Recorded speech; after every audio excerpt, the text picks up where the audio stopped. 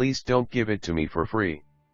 May I share with you the story of a young man who made a striking statement, please don't give it to me for free. His words and attitude surprised everyone because we live in a world where many people lobby, beg, and even fight for free things. This young man was in college with very limited financial resources. He struggled to meet the basic demands of his academics. He could not afford 3 square meals, let alone buy the recommended textbooks for his courses. To study and complete his assignments, he would borrow textbooks from his friends at night, read while everyone else slept, finish his work, and return the books first thing in the morning. This was his routine because of his situation, and he remained diligent despite the hardship. One day, one of his instructors addressed the class and said, I know this subject is very difficult. In fact, 95% of students usually fail it. But I have decided to show mercy and favor by giving everyone bonus marks. With this, all of you will pass my class. The entire class erupted in joy. Some students were shouting that God had answered their prayers. They were jubilating, singing, and celebrating, everyone except the young man. The instructor noticed his calmness and asked, why are you not rejoicing like your classmates? With respect, the young man replied, Sir, please don't give it to me for free. Let me work for it. The instructor was shocked. He explained again that the bonus marks were an act of favor and that accepting them would guarantee his success. Yet the young man insisted. He said he would rather earn his grade than receive one he did not work for. Seeing his determination, the instructor stopped arguing. He gave bonus marks to every student except him and allowed the young man to sit for all the tests and exams. The young man studied hard, wrote every test, and completed every exam. Though he did not earn an A, he passed honorably, and he was the only student who truly learned the content. The others relaxed because they had already secured their grades through bonus points. Years later, after graduation, the young man began to apply the knowledge he gained from that difficult class. He solved problems with excellence. He achieved remarkable results. Organizations and nations began inviting him to help address complex issues. Meanwhile, many of his classmates struggled to secure jobs. They attended interview after interview, only to be found unprepared and incompetent. Shocked at the young man's global exploits, his former classmates asked him for his secret. He told them plainly, everything you see me do today came from the knowledge I gained in that difficult class. Many of you could not build that foundation because you depended on free bonus marks. That class was meant to equip us for our careers, but because it was difficult, and you were given free grades, you did not grow, and your foundation was weak. Some of them had to switch to entirely different professions after graduation. Others remained in the field but were barely surviving, doing the minimum because they lacked depth. Beloved, is it not time we examine what we call favor? Any favor that exempts you from the necessary process required for the formation of your glorious future is not favor at all, it is a thief of destiny in disguise. Constantly seeking shortcuts or escape routes from the training that is meant to shape you is a disaster waiting to happen. You may not see the consequences now, but the cracks will appear later when you attempt to rise to heights you were never prepared for. As you journey through life, one of the most important attitudes you must intentionally cultivate is the attitude of doing what is right. Sadly, this attitude is often overlooked because people tend to crave instant breakthroughs, the kind that feel good in the moment but leave the future full of regret. The desire for shortcuts and immediate gratification has ruined more destinies than household enemies ever could. This attitude silently steals the future without announcing itself. It is the same mindset Esau had when he traded his birthright for a momentary meal, Genesis 25 verses 29 to 34. A temporary desire robbed him of a generational blessing. Yes, household enemies have indeed destroyed many futures, but before you blame them, take an honest look inward.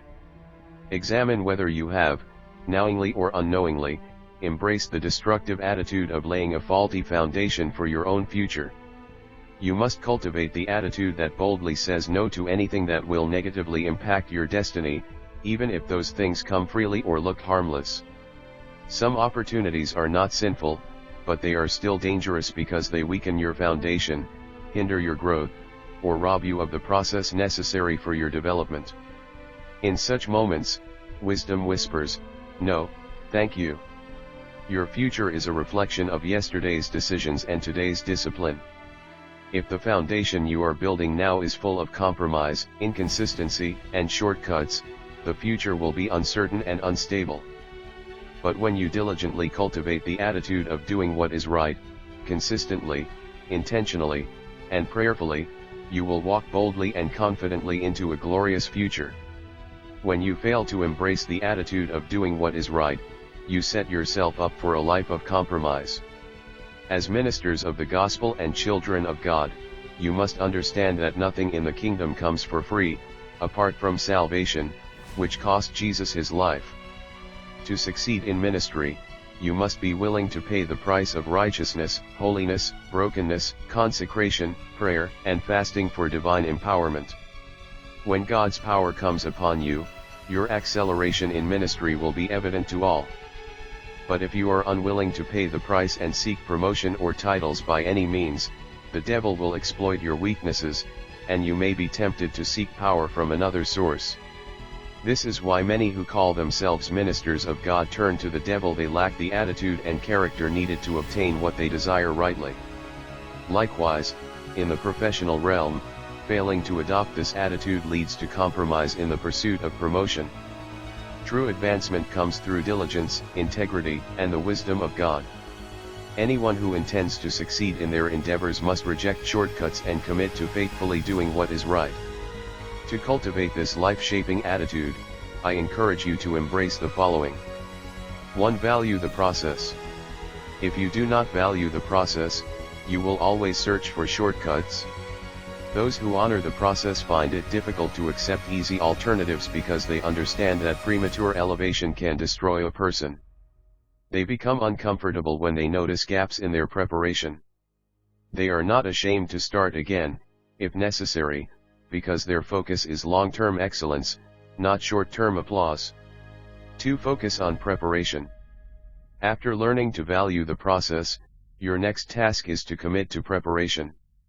When preparation is sincere, deep, consistent, and intentional, the results will speak loudly.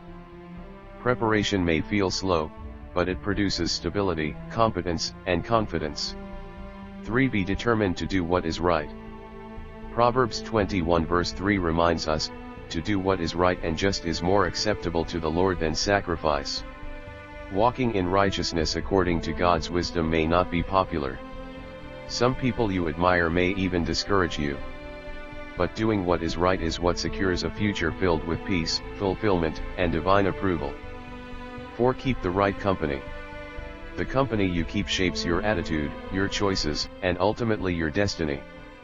If you surround yourself with people who cut corners, you will eventually do the same. But when you walk with those who value righteousness, integrity, diligence, and excellence, their influence will lift you higher and strengthen your commitment to doing what is right. Conclusion. Beloved, greatness is never built on shortcuts. Destiny is not strengthened by free gifts that bypass the discipline of growth. The young man in this story distinguished himself not because he was smarter than his classmates, but because he embraced the process they avoided.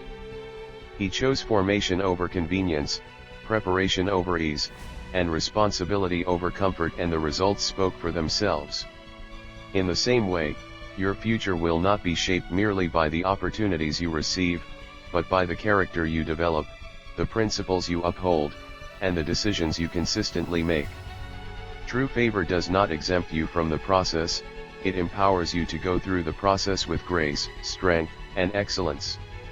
Anything that robs you of preparation is not a blessing but a burden in disguise.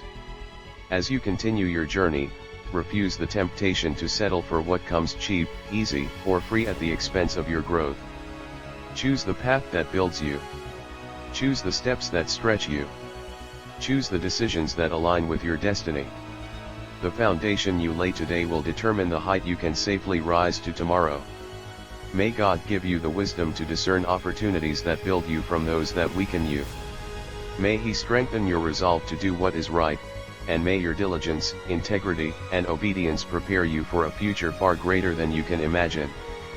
Walk boldly into your destiny prepared, refined, and equipped because you refuse to take the easy way out.